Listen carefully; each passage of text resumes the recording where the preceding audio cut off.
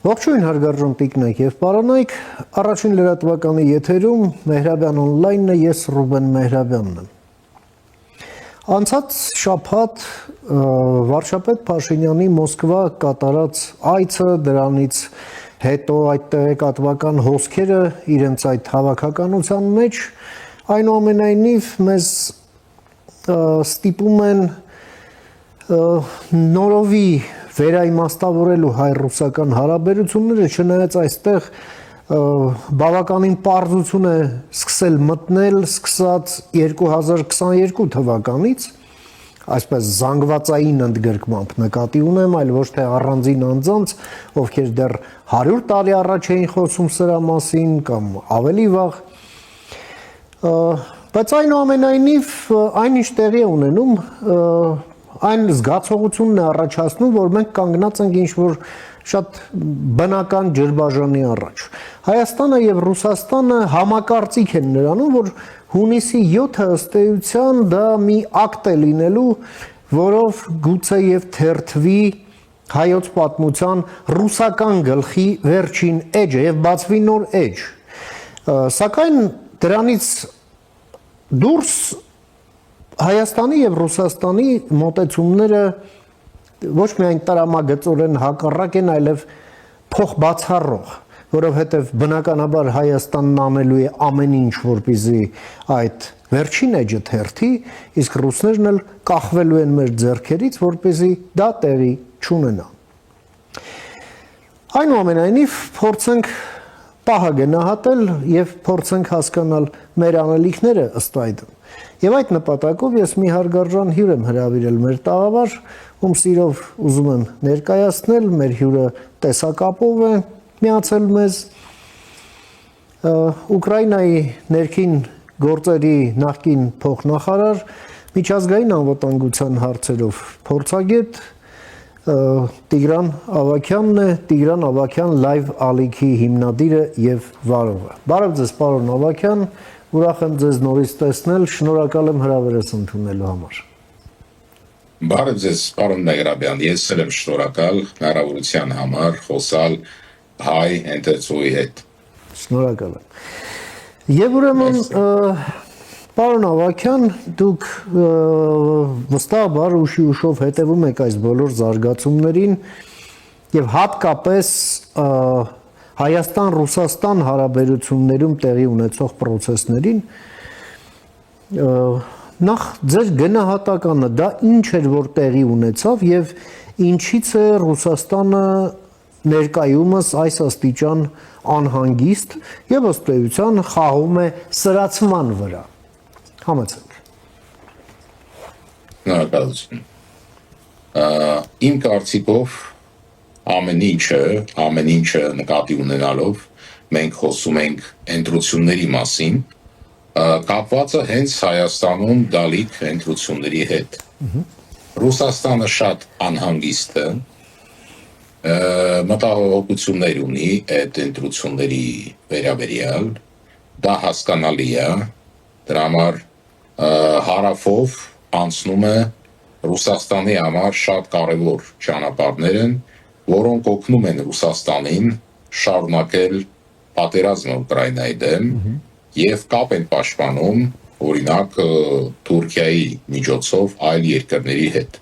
Դա շատ մեծ կարևորություն ունի Ռուսաստանի համար։ Դրա համար Ռուսաստանը այս վիճակում բնական է պիտի օգտագործի հայկական համայնքը Ռուսաստանում, տնտեսական տարբեր միջոցներ Հայաստանի դեմ, ի նպատակ ունենալով ստանալու ավելի շատ պետքական հնարավորություններ Ռուսաստանի համար, կամ ինքը ունի հիմա, կամ ինչ-որ մտահոգություն կա, որ կարող է կորցնի ընտրություններից հետո եւ երբ ոնց որ գնահատում են Ռուսաստանում ամերիկյան տրիպ նախագիծը կսկսի դառնալ իրականություն։ Մոտավորապես դա է այն իրավիճակը, այն տեսակետը, ոնց Ռուսաստանը նայում է հիմիկվա զարգացումներին։ Ինչ վերաբերում է Հայաստանին, կուզեի նշեի, որ այդ վիճակում Ռուսաստանի համար ձեր կտար, որ Հայաստանը ներգրաված լիներ ինչ որտեղ հնարավոր է իրանական ընթացքների մեջ, բայց շատ դրական է, որ Հայաստանը պահում է նեյտրալ այսպիսի դիրք, դա մեծ կարևորություն ունի, դրա համար այս վիճակում նաև մեծ պետությունները, հսկա պետությունները, որպես Սաուդյան Արաբիա, որպես Թուրքիա, չգիտեն իրանց ճակատագիրը այդ մեծ տարածաշրջանային եւ հնարավոր է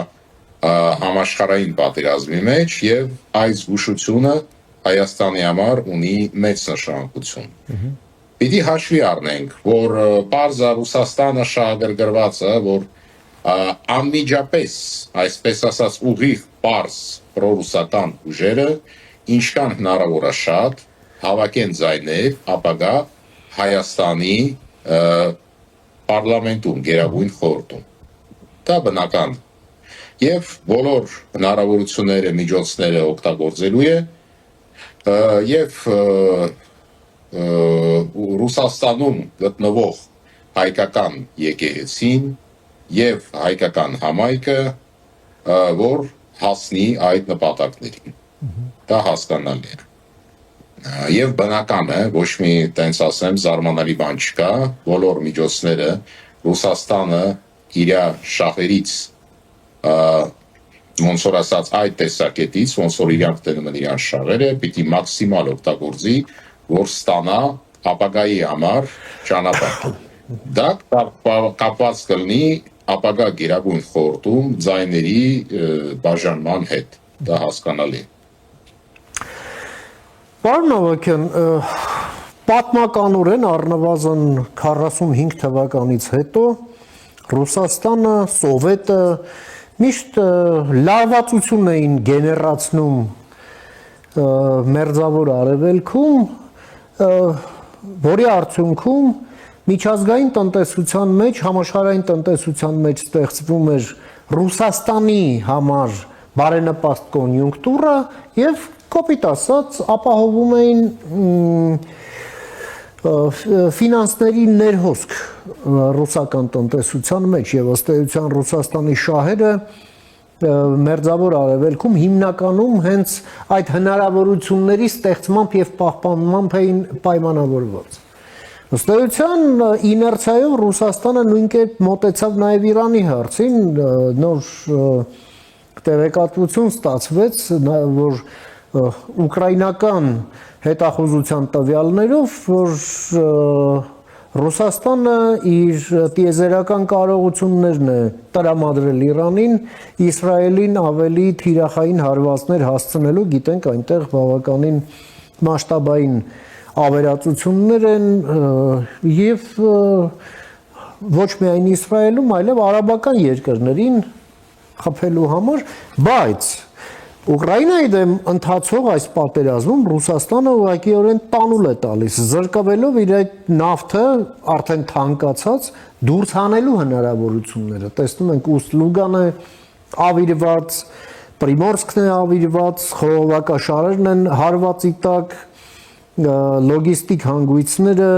դել ռազմական ենթակառուցվածքներն էլ չասած, դրանք ուղղակի ամենօրյա ռեժիմով են խոցվում։ Հիմա այս ամենը թողած մի կողմ, մեկ էլ Ռուսաստանը սենց նախանձախնդիր ձևով բավականին ագրեսիվ հարձակվում է Հայաստանի վրա, առնվազն պրոպագանդայի դաշտում, վերբալ ձևով։ Ինչպես կմեկնաբանեք Ռուսաստանի այս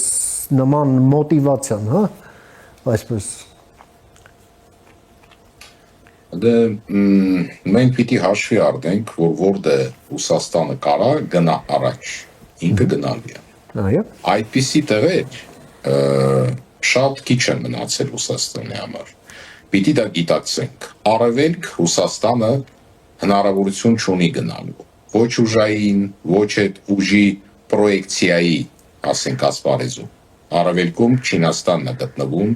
եւ Ճապոնիան եւ Ամերիկան։ Այնտեղ հնարավորություն չունի։ Հարավն էլ չի կարա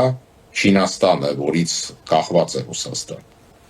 Ինչ որ վերաբերում է Կենտրոնական Ասիային, այնտեղ չի կարա գործի, դրա համար հիմի դա Չինաստանի եւ Ամերիկայի այսպես մրցակցության զոնա է, տարածքն է։ Կոնդոմինիում այսպես։ Այո։ Եթե օրինակ Չինաստանը օգտագործում է Տաջիկստանը որպես երկիր, որը հիմա ինչ որտեղ սպասարկում է Իրանին, ասենք նույնը Ամերիկան օգտագործում է ուրիշ երկրներ, որոնք գտնվում են տարածաշրջանում, իր շահերի մեջ, ասենք, այդպիսի մրցակցություն է կենտրոնականացնում։ Ուրեմն մնում է Հարավային Կովկասը եւ մնում է Բալթիայի երկրները, հաշվի առնելով, որ ասենք Բելարուսիայում իր մաքսիմումին հասել է Ռուսաստանը, ավել չի կարող գնա, Չինաստանը չի թողում, գարանտիաները տվել Բելարուսիայի ղեկավարին, որ այսքան ոնց որ կա, այդքան էլ կմնա։ Ավելի շատ ինտեգրացում չի ելնելու Ռուսաստանի մեջ։ Ուկրաինայի հետ պատերազմը մնում է Հարավային Կովկասը ու Բալթիայի երկրները։ Հաշվի առնելով, որ զինվորական իմաստ չունի ռուսների համար, որ իրանք Վրաստանով եւ ասենք իրանք զորքերը ուղարկեն Վրաստան եւ Հայաստան, դրա համար Հայաստանի պարագայում իրանք հաստատ հակառակ արդյունքներ են ստանալ, բայց դրա մասին շատ են խոսացել իմ ալիքում եթերներում, ասենք մնում է Բալթիայի երկրները զինվորական ուժի համար եւ կահակական ու տնտեսական ճնշման համար Հայաստանը ու Վրաստանը, ասենք, դա է իրավիճակը։ Ինչի ես նշում եմ Հայաստանը եւ Վրաստանը։ Առանց Վրաստանի եվրոինտեգրացման, Հայաստանի եվրոինտեգրացման հարցը բարդ է լինելու։ Նորից Հայաստանը եւ Վրաստանը շատ կապնված են եւ Հայաստանի ու Վրաստանի կապերի զարգացումից կախված է եւ Վրաստանի եւ Հայաստանի ապագան։ Ամերիկայում էլ են դա հասկանում, հասկանալի է, որ եւ Հայաստանում եւ Վրաստանում են հասկանում, ուրեմն հետագա քայլերը երևի պիտի գնան դրան, որ այդ կապերը Վրաստանի ու Հայաստանի ավելի սեր դառնան, ավելի ուժեղան։ Ինչ որ վերաբերվում է Հայաստանին, պարզ է, որ Ռուսաստանը չափ ու սահման չունի։ Ինչքան հնարավոր է, այդքան մտնելու է։ Ռուսական զինվորը, ռուսական ուժը, ռուսական տնտեսությունը, ասենք զինվորի վրա օրինակ բերեմ, այն վաղտ են կայնում, երբ բռնցքով, ասենք թթին հարված են ստանում, ուրիշ հնարավորություն ռուսին կանգնեցնելու գոյություն չունի։ Այդպիսի ազգն է, այդպիսի պետություն։ Իրանք շարունակելու են, մինչև ընտրություններ, շարունակվելու են տարբեր գործողություններ, Հայաստանի ներս եւ այլն, հաշվի առնելով իրանց ցանցը, հատուկ ծառայությունների Վրաստանում, Հայաստանում, որ ազատ գնում գալիս են եւ այլն, իրանք այդ ամենը ինչ որ իրանք ունեն, եւ պրոռուսական ուժեր եւ մնացած գործոնները իրանք պիտի օգտագործեն, դա բնական։ Ստե հարցը, որ ասենք Հայաստանն էլ պիտի պաշտպանվի, ազգային անվտանգությունը պիտի աշխատի, ներքին գործերի նախարարությունը պիտի համապատասխան աշխատի, հաշվի առնելով, որ Ռուսաստանը միակ սպառնալիք չի հիմա Հայաստանի համար։ Եթե այսօր գիշերը Ամերիկայի նախագահը ընդունեց որոշումը հարվածելու Իրանին, իսկապես ոչնչացնելով ինֆրաստրուկտուրան, ոչնչացնելով նավթային ամբողջ ցանցը եւ այլն, մեր ամբողջ մոլորակը ընկնում է կրիզիսային վիճակի մեջ, որը ոչ թե լուծում է ելնելու այդ ամեն ինչի ինչ որ հիմա կատարվում է, այդ նաեւ Ամերիկայում չեն գիտակցում ինչին դա կբերի։ Դրա համար Ամերիկայում հիմա մեծ պայքար է գնում ներսում, այդ հարվածը իրականացնեն, թե չէ։ Մեծ պայքար է, դա աշխարհի իմ ամենամեծ պայքարն է։ Հələ որոշում չի ընդունվել։ Կհարվածեն, թե չեն հարվածի։ Ամերիկան չի կարող պարտվի։ Մենք դա հասկանում ենք։ Դրա համար, ասենք, սխալ են սկսել, ավելի լավ չսկսեին, դա արդեն ուշ է խոսալ դրա մասին։ Արդեն սկսել են, ու այս վիճակում Տրամպը չի կարող պարտվի։ Ինքը 10 տարուց հետո, 20 տարուց հետո շանս չի ունենալու նորից գալու այդ բանը անել։ Դա իր ասեն այդպիսի որոշումները, որ մի անգամ պիտի անի, դրա համար լարված իրավիճակ է։ Եթե հարվածները լինելու են, Հայաստանը ինչ պիտի հաշվի առնի, ոնց է պաշտպանված Հայաստանի հարավը, Ռուսաստանը ոնց գործելու է այդ վիճակում, ասենք, նույնը Հայաստանի հարավում, ինչի, եթե բազմամիլիոնանոց ժողովուրդը փորձի մտնի Հայաստան, հասկանալի է, որ դա կլինի ահետի գոտի Հայաստանի համար։ Եթե Հայաստանը այդ ժողովրդին չկարանա պահի սահման։ Ու ոնց կօգտագործի այդ ամենը Ռուսաստանը,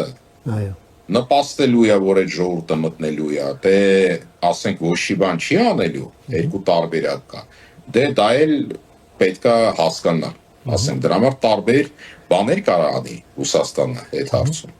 նույն Ռուսաստանը, որը հարավում է Հայաստանի ունի ազդեցություն, միջև հիմա։ Եվ դա է սպառնալիքը մեծ է։ Պարոն Ավագյան, մինչև այս պատերազմը, որը սկսվեց փետրվարի 28-ին ամերիկա-իսրայելական կոալիցիայի կողմից, Հայաստանը եւ Միացյալ Նահանգները երկկողմ, Հայաստան-Ադրբեջան-Միացյալ Նահանգներ եռակողմ ձեռք էին բերել բավականին այսպես ռազմավարական նշանակության պայմանավորվածություններ եւ մենք կամաց-կամաց մոտենում ենք դրա իրականացման փուլին։ Հիմա այս պատերազմը, այսպես ասենք, գոնե տեղեկատվական առումով հիմքեր է ստեղծում, որպեսզի ոմանք, ասենք, կասկածանքով վերաբերվեն այս պայմանավորվածությունների իրականացման շանսերին։ Մինչդեռ իրականությունն այն է, որ Հայաստանը եւ Միացյալ Նահանգները շարունակում են առաջվա պես ինտենսիվ ռեժիմով աշխատել միջպետական պայմանագրի վրա, արդեն որի կնքումից հետո արդեն միանգամից շինարարությունը կսկսվի Տրիպում։ Հիմա հարցս հետևյալն է, այդ մտավախությունները որքանով են ռեալ, որքանով ոչ ռեալ, ի վերջո խոսքը գնում է Միացյալ Նահանգների ռազմավարական շահերի մասին, որը միայն մեր տարածաշրջանով չէ, որ սահմանափակված է, այլև դուրս է գալիս Կենտրոնական Ասիա, կա Չինաստանի հետ առնվազն մրցակցության եւ դիմակայության տրամաբանություն այս ուրեմն միջին միջանցքի ձևավորման գործում եւ այլն եւ նաեւ իհարկե ռուսական գործում, որ ռուսներն էլ հնա մենք տեսնում ենք, որ ռուսասեր ուժերի ներկայացուցիչները ուղիղ տեքստով են ասում են, չէ, Տրիպը սպառնալիքը, եթե այնտեղ որպես փայատեր չեն մտնում Ռուսաստանը եւ Չինաստանը, սա մեջբերում է։ Բնականաբար պայքարը շարունակվելու է, բայց ես ուզում էի ձեր կարծիքը հարցնել, ձեր դիտարկումները, թե այս ամենը ինչ կոռելացիոն կապի մեջ է իրար հետ։ Համեցեք։ Շնորհակալություն։ Ես ուզում եմ նշեմ հետևյալը։ Ամերիկայի Միացյալ Նահանգները, դա տարական ինֆորմացիա է, աշխարհի ամենահզոր երկիրը։ Հզորությունը Ամերիկայի Միացյալ Նահանգների այդքան մեծ է, որ զինվորական փորձագետների հաշվարկներով Ամերիկան կարա տենց ասած պատերազմարի ամբողջ մնացած աշխարհի դեմ։ Դա խոսում է այդ հսկա ուժի մասին։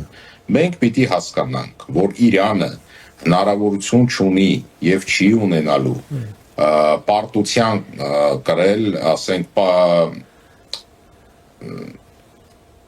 բերել դեպի պարտության Ամերիկայի Միացյալ Նահանգներին, դա անհնարին է։ Եվ որոշ մարդիկ, որոնք գրում են, որ Իրանը հաղթում է, որ Իրանը հաղթել է եւ այլն, դա այդ ձև չի։ Այո։ Դրա համար ուժերը շատ տարբեր են։ Հիմա եթե Դոնալդ Տրամպը այսօր որոշի այդ քայլի գնա, ասենք, որ այդ հարվածները հասնի, մենք չգիտենք դա ինչ հարվածներ են լինելու։ Կամ կոնվենցիոնալ, կամ միջուկային զենքով, ոչ ոք միջև վերջի րոպեն չի իմանալու, դա ինչի համար արվում։ Դա արվում է դրա համար, որ Իրանի ինֆրաստրուկտուրան, ոնց որ ես ասի, նավթային բոլոր բազաները ոչնչացնեն, հայտարարեն հաղթանակ, դուրս գան, ամերիկական ամբողջ ուժերը հանեն տարածաշրջանից ու սպասեն մինչև Իրանը մեռնի։ Ինչ նկատի ունեն։ Իրանի եկամուտների 88%-ը, 88, դա նավթն է։ Այո։ Եթե այդ ամեն ինչը ոչնչացնե, մի 2-3 ամիս հետո Իրանը չի ունենալու հնարավորություն ֆինանսավորելու ոչ բանակ, ոչ հիմնադանոցներ, ոչ ասենք ճանապարհներ, ոչ մի բան։ Եվ բարձա ոնց որ հաշվարկ կա, որ այդ երկիրը համարյա չի կարա ապրի։ Բայց դրա համար եթե հասնեն այդ հարվածները, միանգամից Ամերիկան դուրս է գալու, Տրամպը սպասելու է մինչև մեռնի։ Տենց չէ, շա ժողովրդական ձևով եմ ասում իրանը։ Դա մի 2-3 ամիս է։ Իրանք տենց են հաշվարկում։ Եթե Չինաստանը Իրանին օգնություն չտա։ Այդ վաղ չի մեռնի։ Այս վիճակում մենք պիտի հասկանանք ինչա ձգտում Ռուսաստանը։ Պիտի ձեզ ասեմ Ռուսաստանը ոնց է նայում իրավիճակին։ Դա ես իրականության մասին չեմ խոսալու իմ։ Իրանց տեսակետի մասին։ Այո։ Իրանք ուզում են Հայաստանը անմիջապես 100% դնեն իրանց կոնտրոլի տակ։ Հիմա իրանք համարում են պարտվի մեկը հաղթի կարևոր չի ով է լինելու Հայաստանում, եթե պրոռուսական ուժերը չեն լինելու, իրանք համարում են, որ 50%-ով կոնտրոլի տակ է Հայաստանը։ Եթե ոչ թե անմիջապես իրանց ձևով, Թուրքիայի միջոցով, Թուրքիան, Ռուսաստանը մնում են համատեղ օպերացիոն սիստեմի մեջ։ Ոնց որ իրանք 20 թվականին որոշում ընդունեցին եւ իրականացրեցին Արցախի վերաբերյալ, նույն ձևով իրանք գործում են այսօր։ Դա է իրավիճակը։ Նույնը ոնց որ տենց ասեմ, Թուրքիան ինչքան էլ Էրդոգանը հելնի խոսա Պալեստինայի մասին, սպառնալիքներ անի, դա Իսրայելի շունն է, խոսքի լավ իմաստով։ Իսրայելը մի հատ ուրիշ հայացքով նայի Թուրքիայի վրա։ Թուրքիան միանգամից կնստի իր տեղը, տենց է կատարվում է։ Շատ փորձում եմ ժողովրդական բացատրեմ, որ ժողովուրդը հասկանա իրավիճակը։ Դրա համար Ռուսաստանը այդ 50%-ի տեղը, որ համարում է, որ Հայաստանը իրանց ձեռն է, ոնց որ ասած իրանք Հայաստանը ծախեցին թուրքերին, թուրքերներ իրանց հնարավորություն են տվել ճանապարհ ունենալու պատերազմը վարելու համար, իրանք այսենց ոնց որ երկու մեծ հանցագործ իրանց հետ հարցեր են լուծում, իրանք այդ սխեմայի մեջ ուզում են ավելի շատ ունենան կամ ունեն հիմա 20 թվականից հետո 44 օրվա պատերազմից հետո։ Այսենց ես կուզեի բացատրեմ ռեալ իրավիճակը։ Ոչ թե առասպելներ կամ այն մարդիկ, որ խորքից չգիտեն իրավիճակը ինչ է եղել, այլ ժողովուրդը, որ հասկանա իրականում ինչ է կատարվում։ Պարոն Մոտավորապես այդ ձև։ Այո, պարոն Ավագյան, դուք նշում եք այն ռազմավարական համագործակցությունը կամ փոխըմբռնումը խորը, որ կա Ռուսաստանի եւ Թուրքիայի մեջ, միջև, բայց մյուս կողմից էլ ահռելի է Միացյալ Նահանգների ազդեցությունը Թուրքիայի վրա։ Եվ դա տեղի է ունենում, այսպես ասենք, Ռուսաստանի ուղղակի կտրուկ թուլացման ֆոնին։ Այս հարաբերակցության փոփոխությունը ինչ դինամիկա է խոստանում, մանավանդ խոսք է գնում մեր հարևան պետության մասին, որի հետ մենք պրոցես ենք տանում հարաբերությունների նորմալացման ուղղված, դրա համար այս հարցը ակադեմիական չէ, հա, այլ ուղղակիորեն առնչվում է մեր կենսական շահերին։ Համեցեք։ Ես դա էլ նշում եմ, որ այդպիսի մեծ ընթացքի մեջ, եթե մտնել, պետք է մտնել Ամերիկայի Միացյալ Նահանգների դրոշակի տակ, ոնց որ էլ եղավ, երբ Վենցը եկավ Հայաստան։ Հենց Ամերիկան դառնում է այն երաշխիք, գարանտ, որը հայերին ասում է, որ Հայաստանը մնալու է, Հայաստանի քաղաքացիները ապրելու են անվտանգ եւ այլն եւ այլն եւ այլն։ Մնացածը արդեն կախված կլինի Հայաստանից։ Ինչ նախագծեր պիտի իրականացնի Ամերիկայի Միացյալ Նահանգները։ Եթե Ամերիկայի Միացյալ Նահանգները դրական չվերաբերվեին Հայաստանին, այդ ընթացքը բանակցությունների Թուրքիայի Հայաստանի մեջ շատ ավելի վատ ձևով կգնար։ Պիտի հաշվի առնենք, որ Ամերիկայի Միացյալ Նահանգները այն կենտրոնն է, որը կոնտրոլի տակ պահում է ամբողջ տարածաշրջանը եւ ոչ ոք առանց թույլտվությամբ Ամերիկայի Միացյալ Նահանգների ոչ իման չի կարող անի, բացի Իրանից։ Մի երկիր կա, դա իսլամական Իրանը, իսլամական Իրանի Հանրապետությունը։ Հայաստանի համար այդ վիճակում պետք է ավելի սերտ կապեր Ամերիկայի Միացյալ Նահանգների հետ, որոնք հիմիկվա սահմաններում ապահովելու են հայ ազգի գոյությունը, ապրելակերպը եւ այլն եւ այլն եւ այլն։ Եթե Ամերիկան այսօր խոսում է Հայաստանի ղեկավարության հետ, իսկ Ամերիկան խոսում է, դա նշանակում է, որ դա տալիս է անվտանգություն հիմիկվա իրավիճակին։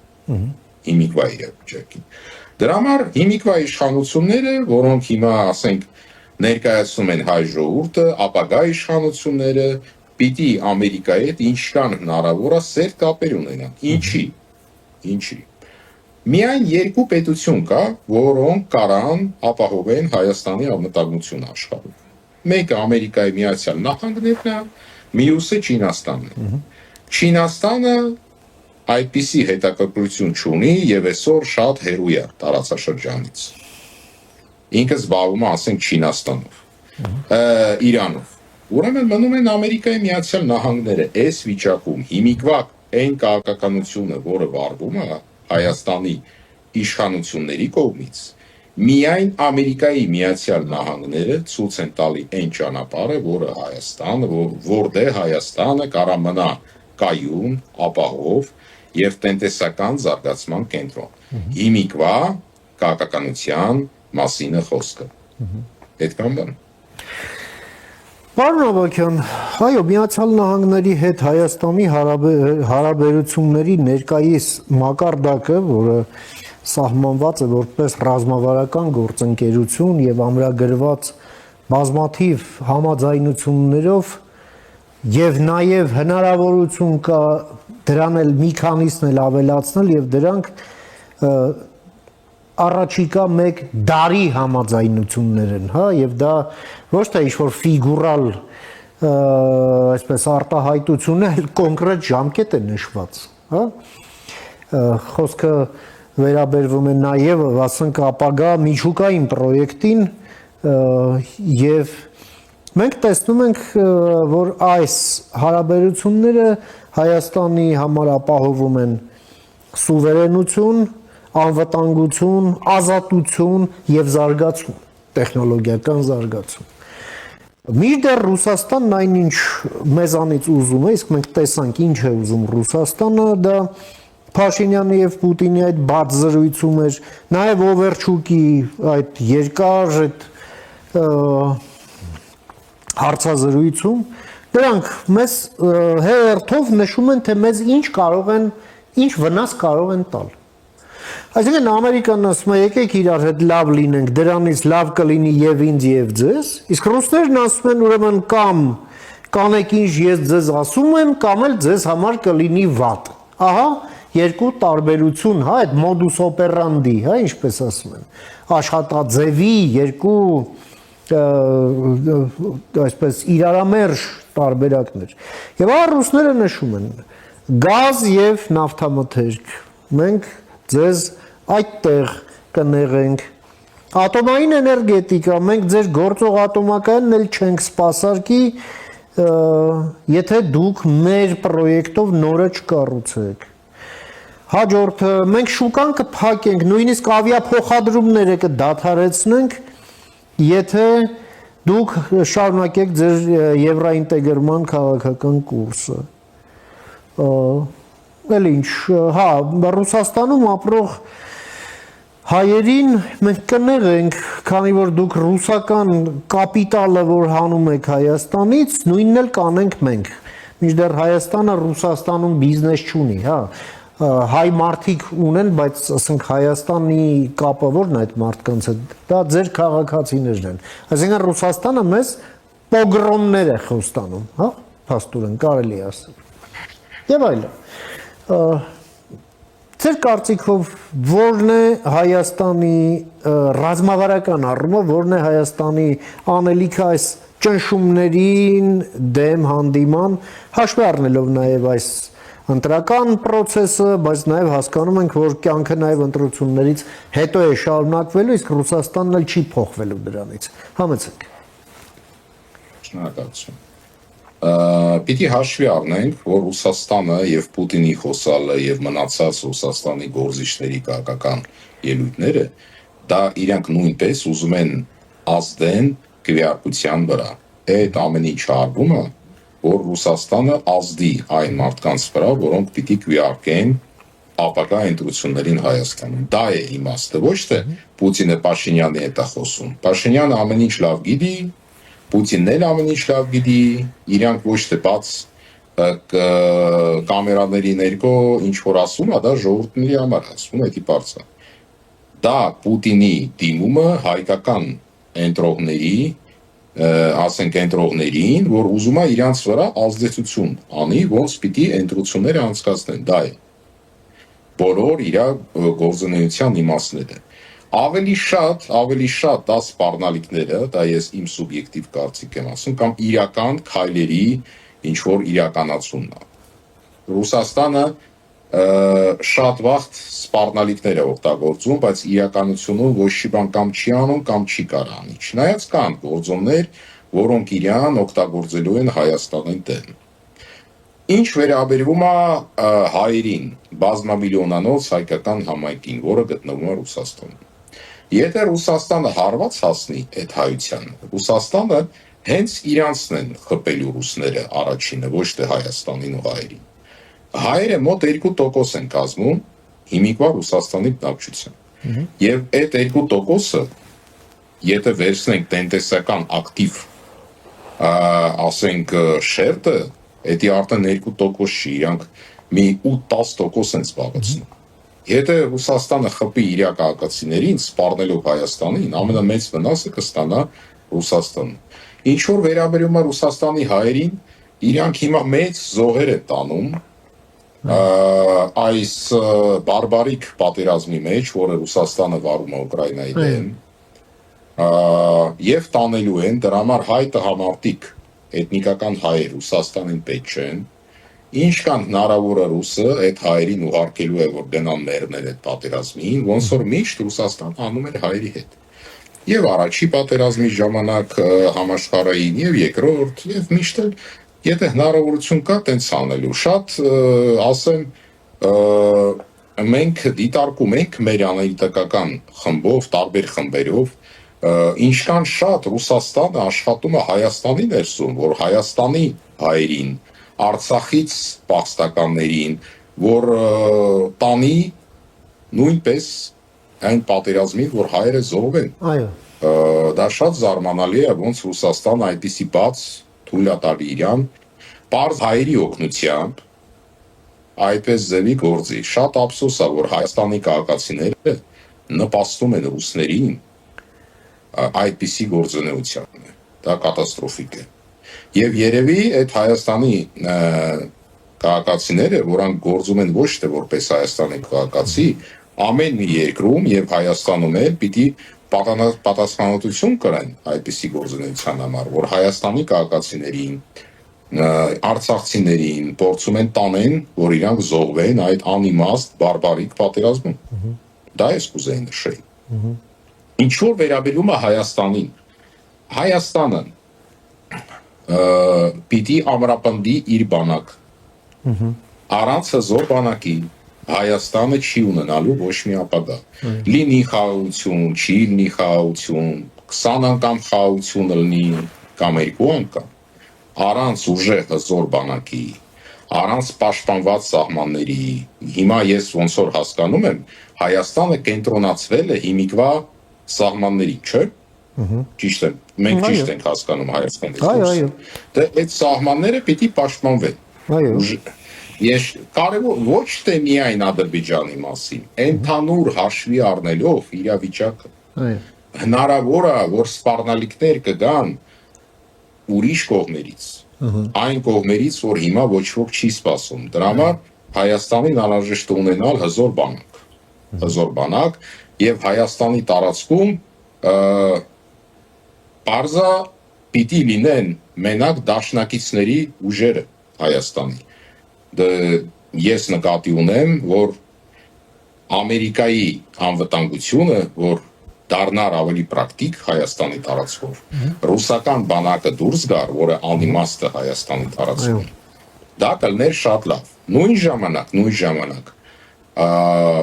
Հայաստանի տարածքում, եթե չեմ սխալվում, գտնվում են ադրբեջանական զորքերը, մի տոկոսն է, չէ, օկուպացված Հայաստանի մոտավորապես 200, չէ, պակաս, մոտավորապես 200 քառակուսի կիլոմետր։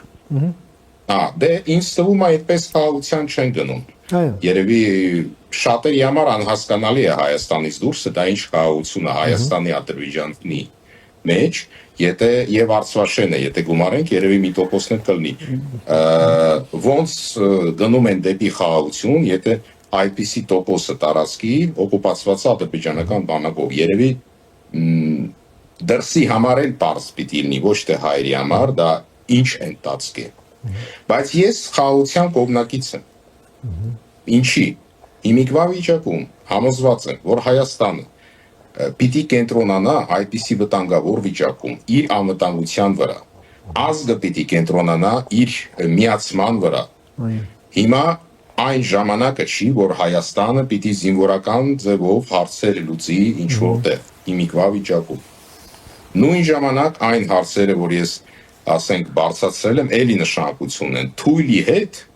այն ազգի հետ, որը չունի մարտունակ բանակ, հզոր բանակ, որը զիջում է իր տարածքները, ոչ ոք խաղաղություն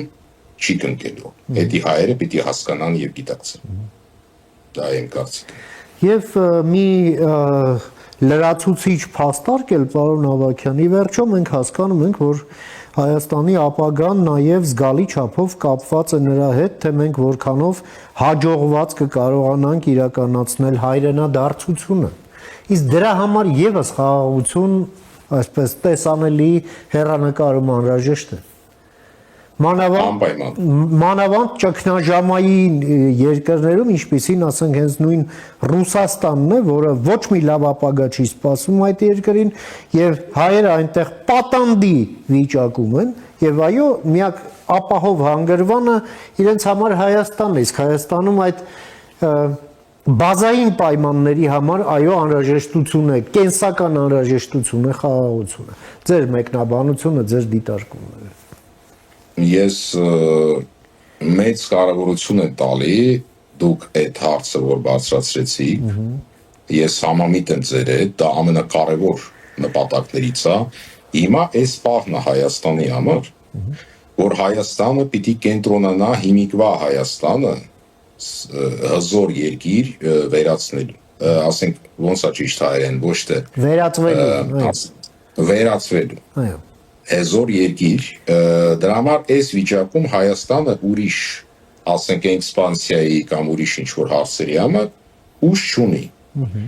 Նույնը ինչ որ վերաբերում է հայրենադարձի։ Այդ ամեն ինչը պարզը պիտի կազմակերպի պետությունը։ Չեն կարա Ուրուգվայի հայերը դա կազմակերպեն ու գան։ Պետությունը ստեղծում է մեխանիզմը եւ սպասում է այդ հայերի։ Ու ես կողմնակից եմ, որ ինչքան հնարավոր է հայ վերադառնա Հայաստան, բայց հայ վերադառնա, ոչ թե ադրբեջանցի, հնդիկ կամ Զիմբաբվեի քաղաքացիներ, Բանգլադեշի հայեր։ Ինչքան շատ հայերը վերադառնան, այդքան Հայաստանը կդառնա հզոր։ Նույն ժամանակ պետք է շատ զգուշ լինել։ Եթե նույն Ռուսաստանի հայերը կգան Հայաստան եւ կբերեն ռուսական կառուցությունը, դա կկայքայի Հայաստանը։ Երևի Հայաստանում դա հաշվի են առնում։ Պիտի այդպիսի հայերը գան, որոնք ընդունում են Հայաստանի անկախությունը, որոնք ընդունում են, որ Հայաստանը սուվերեն պետություն է, որոնք ընդունում են հայկական գաղափարները։ Եթե բոլորը կան, ովքեր իրենց հայ է համարում, բայց աշխատելու են Հայաստանի դեմ, դա էլի մեծ վտանգ է։ Դրա համար հույսով եմ, որ ինչքան հնարավոր է շատ հայերը հետ գան։ Հիմա օրինակ Լիբանանում հայերի վիճակը շատ ծանր է, պետք է դա հաշվի առնել։ Եվ ոչ մի լավ բան չի սպասվում։ Չէ, եթե Սուրիայի եւ Իսրայելի բանակները համատեղ զբաղեցնեն Լիբանանի տարածքը, մենք պիտի հասկանանք, որ 160,000 հայեր, դա հսկա թիվ է, որոնք են դա ապրում են, հայտնվեն շատ վտանգավոր վիճակում։ Եվ երևի արդեն պետք է, որ կանայք ու երեխեք դուրս գան այնտեղից։ Ասենք դրա համար իսկապես շատ մեծ վտանգներ կա։ Ոչ քիչ վտանգներ են սպասում Ռուսաստանի հայերին, հաշվի առնելով այդ պատերազմի զարգացումը Ուկրաինայի հետ, Ուկրաինան շարունակելու է ոչնչացնել ոչ միայն նավթային հնարավորությունները, Ուկրաինան շատ հզորանում է։ Ես անմիջապես ուղղակի ասեմ ձեզ, որ առնչություն ունեմ այդ ոնց որ ասած ուղղությունների հետ, որոնք կախված են օտային համակարգերի հետ, ու ձեզ ուզում եմ ասեմ, որ Ուկրաինան արդեն համարյա առաջնորդ երկրներից է, բայց շուտով դառնալու է համար 1 երկիր այդ ոլորտում։ Ու Ռուսաստանը չի կարա գտնի լուծումներ, այսինքն այդ հարցում, ու ոչ մի բան չի կարա համապատասխան անի, ու ռուսական բանակը հիմա տանկեր, հրետանի, ասենք, սիստեմներ եւ այլն, ուղղակի ֆրոնտում չեն կարա գործեն, դրա համար ոչնչացում են դրոնների կողմից։ Ու դրա համար եմ ես ասում, որ այդ բանակը ռուսը կարա օգտագործի Բալտիայի երկրների դեմ։ Դրա համար Վրաստանի, Հայաստանի դեմ անիմաստ է, ուր պիտի դուրս գան։ Թուրքիայի հետ առանցքի աղբեր եղբայր են, 150 տարի հայկական հող են կիսում։ Իմաստ չունի։ Թուրքերի հետ ռուսների մոտ ամեն ինչ լավ է։ Դրա համար մի ուղղությունը Բալտիան է, ստե գնալու տեղ իրենք չունեն։ Դրա համար մարդիկ, որ մտածում են, որ կարող է ռուսական բանակը գա, ռուսական բանակը կգար այն վաղ, եթե պրոռուսական ուժերը գային Հայաստանում, կարող է փոխվել հարաբերությունները Թուրքիայի հետ, կարող է իրանք կփորձեին այս տենց Հայաստանի հետ կստեղծեին սահման։ Ասենք փոքր Ղազախի բանը անցնեին, ստեղծեին սահման, բայց հայերը պիտի հաշվի առնեն, որ Ռուսաստանը պարտվող երկիր է, եւ եթե հայերը գնային այդ ճանապարհով, ոչ մի Հայաստան չէր ելնելու ապագայում։ Նաև 1000 քառակուսի կիլոմետրի տարածքում։ Դրա համար դա շատ սխալ սպասելիքները, որ ռուսը կարա գա, բրկի կամ ինչ-որ բան անի։ Դա կլինի ահետ հայ ազգի համար, եթե ռուսը գա բրկի, ու ժամանակավոր նաև ինչ-որ մի բան ստեղծվել է։ Այո, ժամանակավոր մի 3 տարով ունենալ մեծ Հայաստան Հարավային Կովկասում ու հետո չունենալ ոչ մի Հայաստան։ Երբեք։ Պետք է մի քիչ հասունացած լինել հայ ազգին, այն մասերին, որոնք մինչև հիմա սպասում են, որ ռուսը գալու է եւ օգնելու է, եւ իրանց խոստումները, որոնք իրանք տվեցին անմակարդակ անխելք Արցախի ղեկավարներին, որոնք հանձնեցին Արցախը, որ իրանք կկատարեն, իրանք չեն կատարելու ոչ մի բան, ոնց որ չեն կատարել հայրի համար վերջի 300 տարվա մեջ ոչ մի խոստում։ Շնորհակալ եմ, պարոն Ավագյան, ձեր այս չափազանց կարևոր դիտարկումների եւ գնահատականների, նաեւ առաջարկությունների համար, որ ներկայացրեցիք մեր հեռուստադիտողին եւ ժամանակ հատկացրեցիք մեր եթերին։ Շարունակենք հետևել դեպքերի ընթացքին, այդ թվում նաեւ ձեր օգնությամբ։ Մինչ նոր հանդիպում, ամենայն բարիք։ Շնորհակալ եմ։ Ահա մենք զրուցեցինք մեր գործընկեր Ուկրաինայի ներքին գործերի նախկին փոխնախարար, միջազգային անվտանգության հարցերով փորձագետ Տիգրան Ավագյան լայվ ալիքի հիմնադիր եւ վարող YouTube-ում Տիգրան Ավագյանի հետ լսեցինք իր դիտարկումները կապված Հայաստան-Ռուսաստան հարաբերությունների